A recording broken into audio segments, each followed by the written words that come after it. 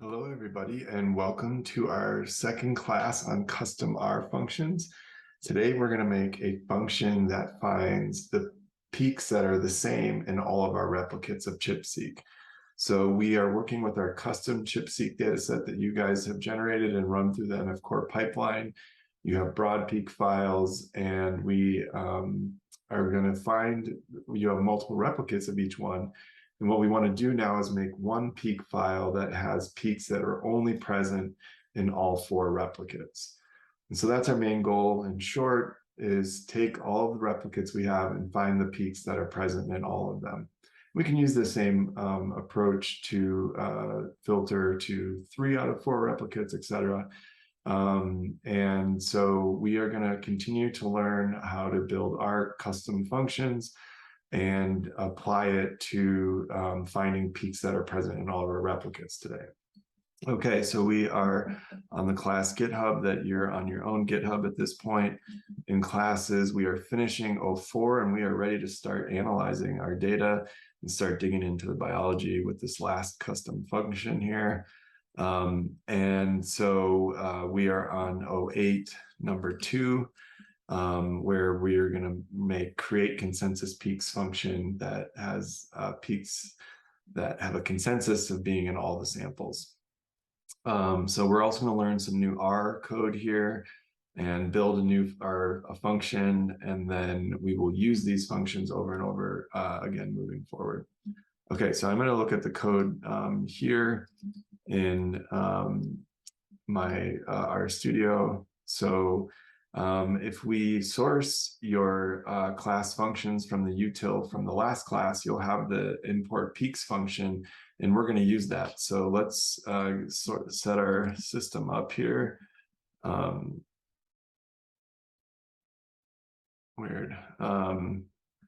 But everything looks fine. We go to the environment. I can see my functions. I have a few more functions in here, but you'll have fun. The first one we made in import peaks now from the last class. And I'm going to make a file path to my ChIPseq peaks that I'm going to import. So we're going to use import peaks function that we made in the last class, but it requires a parameter of a file path to your peak files.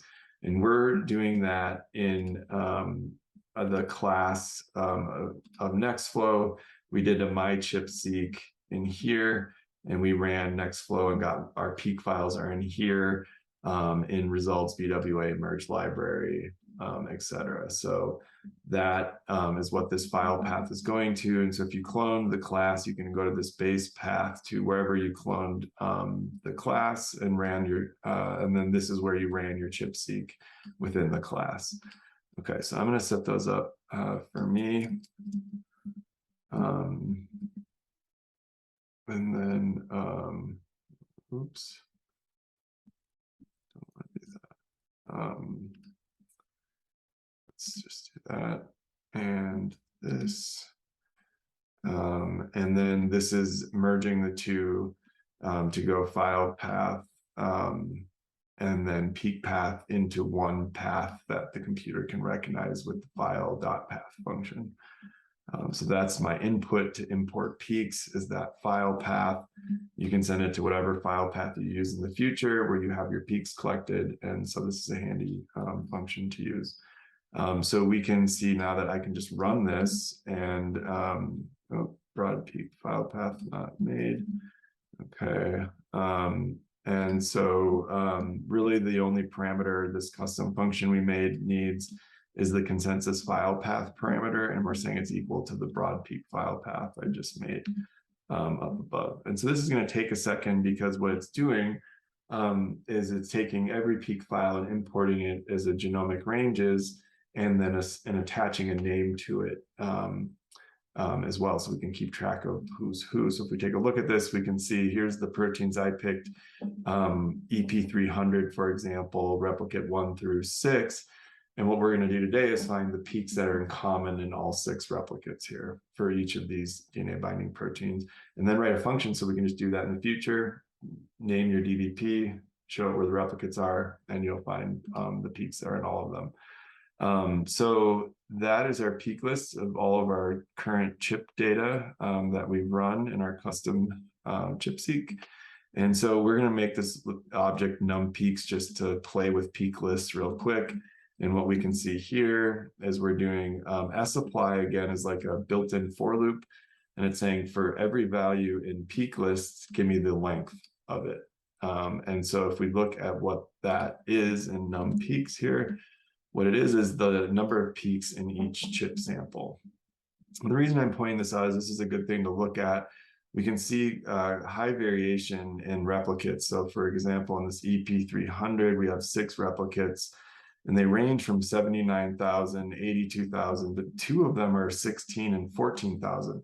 So we might want to think about throwing those out, that they might influence our further analyses. I threw out a couple custom ones. It's not the best practice, but it's good to take a quick look before we move forward with all this data.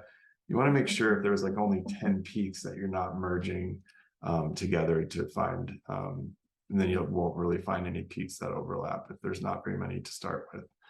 Okay, so we have imported our peaks with our handy dandy import peaks function that we just made in last class, and just took a look at the number of peaks in each file in that list of G ranges. Okay, so now what we can do is say, what are the names of our peak lists that we moved in? And that's going to be this here. The label on each one of these is a G range of each peak file, and its names is going to be this value here. And so we can take a look at that using the names function and exactly what we see. And so if what we want to do first is to define a unique DNA binding protein. So we just want the name of the gene, like EP300. And then we can do a for loop to say, for everything that has that name, find the peak overlaps in those peak files. So that way we can take this one object in our environment and do for EP300, merge and find the peaks. Same for this one next, and the next one, and the next one. So we want to make an object of the unique name of the DNA binding protein that we're going to say for I in the length of the number of this DBPs there are, do this, and then merge the peaks and find the common ones, is where we're ultimately going with that. But first we need to make names of that, and we can see we can use our handy string split and use another sapply. So we can do sapply the names of peak lists, which we just printed out here. So it's for every single one of these names, run function x, because sapply wants a function to run and its parameters. So run it through the peak list and run a generic function x, which peak list has been passed, the names of peak list has been passed into this function as x moving forward. So now x is here, and it's one of these values, and it's going to split it on the underscore and take the left side of that split, which is the first side. If we wanted the replicate number, we could do the same thing on and put this as number 2. And so we did a little bit of that before with our import peaks and how this actually got named in the first place.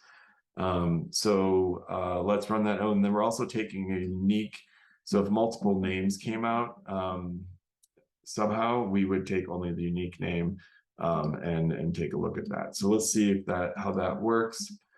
And now if we look at our DBPs object, we see that we just got the name back. So this is the input for the function we're about to make.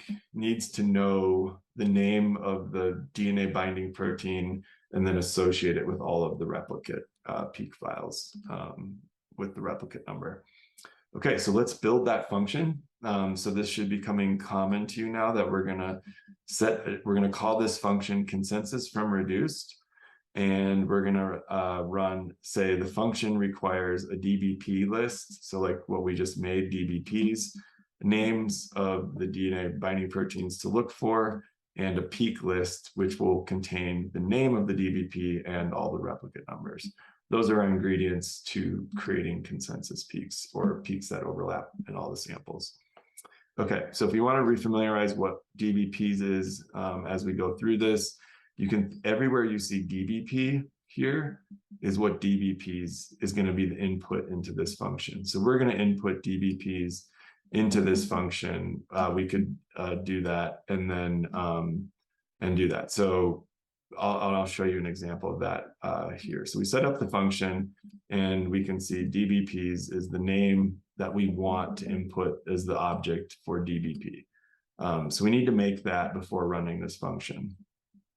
Okay, so then the first thing we're going to do is make Dbp peaks. So basically the peaks for a given DNA binding protein. And so we're going to go into the peak list, which has all the different DNA binding proteins here.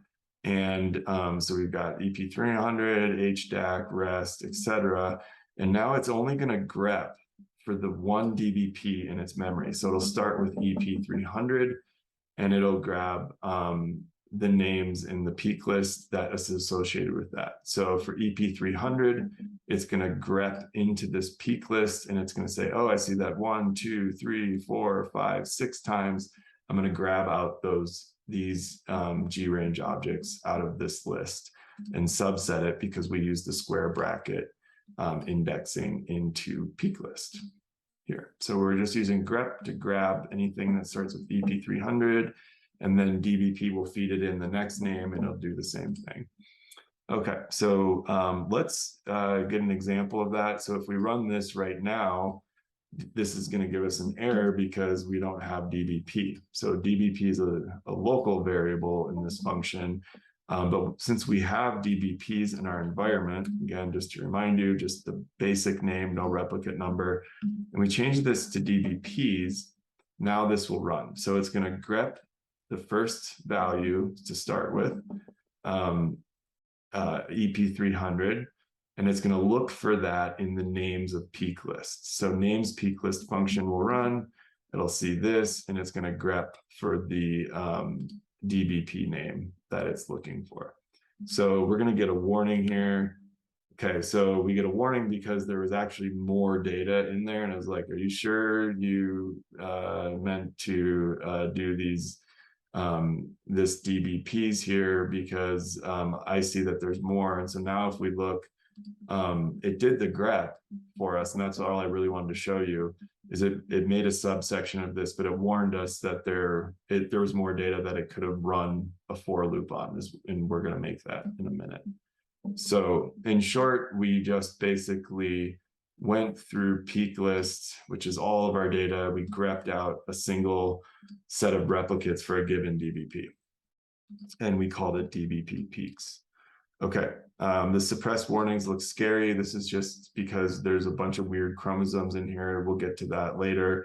And we get a bunch of warnings, and since we're running this multiple times, we don't want to see those warnings every time. So this is just saying whatever comes out of this line, suppress the warnings, and it's a function. So that's the first bracket here, and here is running suppressed warnings on whatever is inside of it. And what's inside of it is we're setting an object called all peaks. This is important because there's a lot of ways to find peaks that overlap. And this is just one way, and there's many, but this is a pretty conservative way and a good way to go. So if you're going to do it, this is one way to do it that's pretty fair to use. And so what the strategy is here is we're going to take our 6 replicates for EP300, and we're going to make a range, G ranges for where every single peak was. So if a peak only showed up in replicate 1, it will be included. If a peak showed up in all 6 replicates, it'll also be included. And so it's just going to give us the total diversity of peaks across all the replicates. And so then what we're going to do is do an overlap with those peaks and for a given input peak file. So now we're going to have all the peaks from all the replicates. We're going to come back in with just one peak file, and we're going to say, was this peak in the consensus peak? And if the answer is no, we're going to throw it out. And we're going to repeat that process until we see the peak is represented in the same number of times as there are samples. So in our case for P300 or EP300, we would expect 6 true returns that in the global set of peaks, that peak showed up in all 6 individual replicates. we're going to get to that, but I just wanted to put out the concept of what all peaks is starting with all the possibilities and reducing it down to only those possibilities that show up in each individual sample. Okay, so we're going to use the genomic range function reduce to do that. So that's basically, we saw in the iRanges tutorial, if you watch that reduce is going to force any ranges to start and end at the next nearest end. And so basically we're going to get in all of these peaks, we're going to unlist them, split them apart as G ranges, and take all the peaks and make one union or reduction of all the peaks, is what genomic ranges reduces. And you can read more about it in the manual. But what it's running on here is Dbp Peaks, which right now is just EP300. So in a for loop, this would be I. The first set of things coming through is EP300. And it wants to unlist them because we can see right now they're in a list. And so we're going to unlist them as G ranges. And so as is a function that says in this Dbp Peaks things as a G range list, and then unlist will run that. So it's going to separate each of those files, and then it's going to take all the peaks that came out of any one of those files and make a new object called all peaks. Okay. So that is our strategy. And so what we're going to do then is make a matrix of asking the question, for a given individual replicate, was the peak present, and did it show up in all peaks? And yes, no, yes, no. And so for this case, we're going to have 6 of those tests where we're going to say, here's all the peaks in all 6. Did the peak show up in only one replicate, 2, 3, 4, 5, and 6? And only take those that show up in 6. So we're going to make this object peak exists. We're setting up an empty matrix right now where we're going to set the number of rows as the length of all peaks. So all peaks is now every peak that was represented in any one sample is going to be a row. And the columns are going to be the length of the Dbp Peaks, which in our case is 6. And so what we're going to do is fill those 6 columns with 1s and 0s if they were in each replicate. And then we're going to add up and take only those things bigger than 6 or bigger. Okay, so again, we're just making an empty matrix to be filled in by this for loop here that's coming up. And what we're doing is setting the length of the rows to being all the peaks that ever showed up. The number of columns is the number of replicates, and we're going to get 1 if it showed up in that replicate for peak 1 in all peaks. And so anything that has 6 values is in all of the samples. Okay, so it's funny how you have to think of like, oh, I want to find the overlaps, but then you have to think of a way of how do you do that? And there's, it's something to think about, and then how to actually code that out. Okay, so now we're going to run a for loop through our Dbp Peaks, which in the first value is going to be EP300. And we're going to run the function of the for loop is going to be come after this curly brace here, and forget the suppress warnings. Again, we're just making sure all the errors don't show up, or the warnings about chromosomes don't show up. And this is important here. So we're making peak exists up here as a generic thing. It's an empty matrix. It's all 0s at this point. And what we're doing is we're going into that matrix and we're saying in column I, and this is I 1 through length Dbp Peaks. So this is replicate 1 of EP300 in the first iteration of this for loop. And what we're going to do is use count overlaps. And we're going to say for the first replicate, give me make in this column, column I, so we're in the first column, that give me all the rows back. So every peak is going to still stay in the rows, but in the column, give me back a value if this is true. Okay, and so what we're going to do is do count overlaps, which we learned in our overlaps class. It's like find overlaps, but we're using count overlaps just because we want to know the number of times a peak overlaps. And we're doing this over all peaks, which is peaks in all the samples, and for Dbp Peaks I, which is replicate 1. So we're just counting overlaps between the G ranges of all the peaks and our first replicate in Dbp Peaks of the Dbp we're currently running from above. And then this will all repeat for the next entry of a Dbp name. Okay. So what we're saying then is give me a number back from count overlaps between these two if it's greater than 0. So the way we set this up is the union of all the peak files. So it really shouldn't have a 0, but this is just to be safe. So if the peak in Db Peaks I overlaps with all peaks and it's greater than 0, and then it's greater than 0, give me back a number in this column, or make an entry for this column. So if this doesn't turn out to be true, then the first replicate will not have enter a value into the column. Okay. So then the next step is, and then this will repeat in this for loop for each replicate. And so it's making an entry into the first column in the first time, second column in the third, fourth, fifth, and sixth for each time it runs an individual peak file across all peaks of whether that peak showed up. And we're going to select for those that have 6 values in them. And we got the values by count overlaps between these two G-range objects. And this is the first replicate I. Okay, so then now as our filtering process is quite simple, this is actually not that much code for doing the goal we're doing, and could be much bulkier. So I think this is a pretty slick way, even though it's complicated to learn this the first time, of if you ever need to find peaks that are in all replicates, this is a good way to go. Okay, so we have now all peaks here, and we want to now subset it to only those that have entries in all six columns. And so what we're doing here is we're doing row sums of peak exists is equal to the same number of columns in peak exists.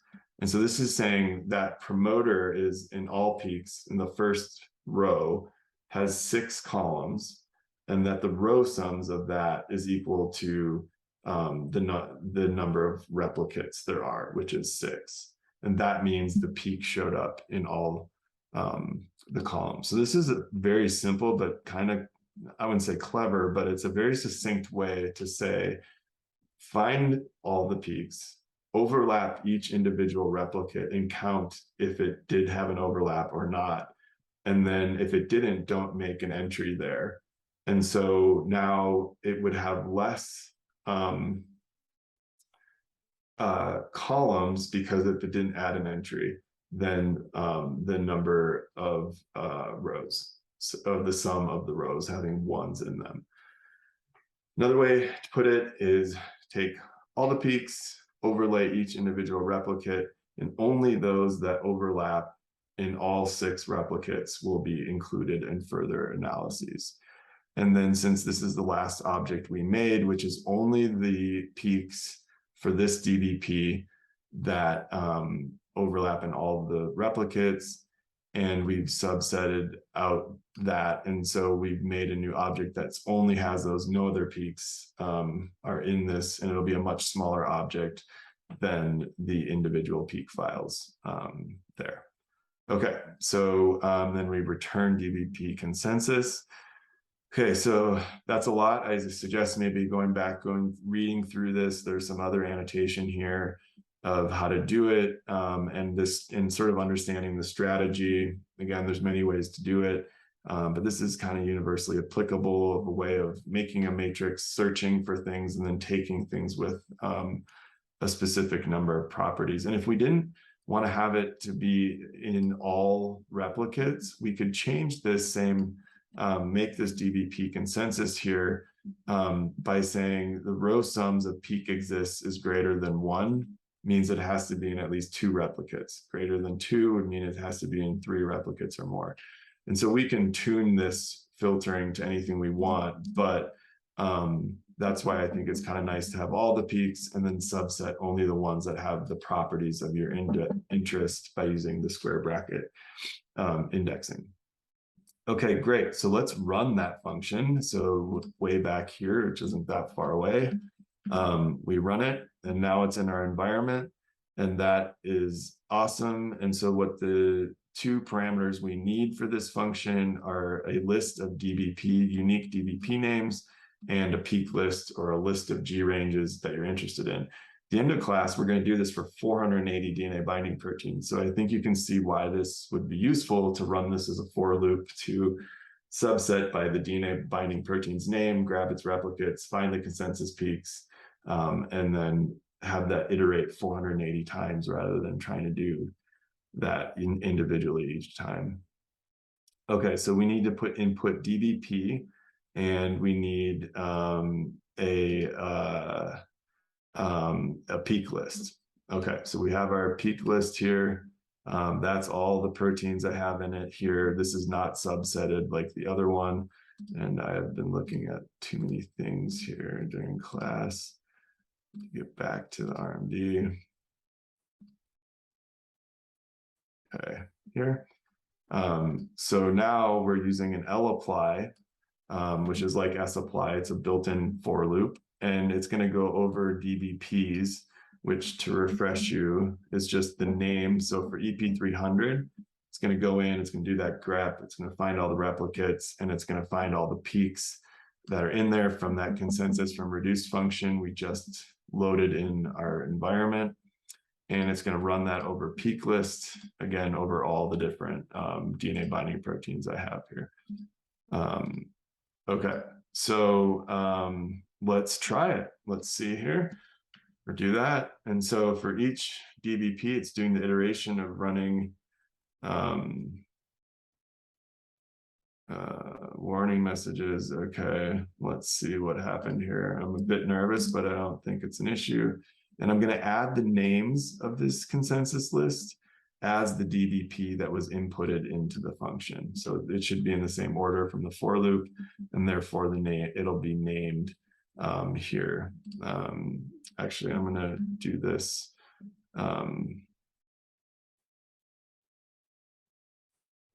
Separate. Okay, so, and then I'm not going to name it right now. And so if I look at my consensus list, I see that I had picked 7 proteins, and I now have a G ranges of just the peaks that overlap in all the files. And so now I can add the names because I have that DBPs object that was loaded in, which is again just the name of the DBP to first start this lapply with, go to the next DBP, run this function on this set of data. Okay, and so now if we look at our consensus list, it's named by the DNA binding protein. All right, so you've made a very useful function. I know that's a lot, and please feel free to go back and look over this. It's a lot to take in at first, but it's all here for you, so you can go back through and do it at your own pace. We're going through this quick just to go over the concepts and point out the main things.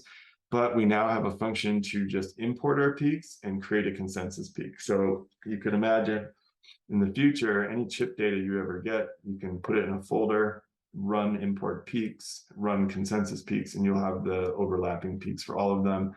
And also find other more clever ways of doing overlaps with genome features and other things using this consensus peak function.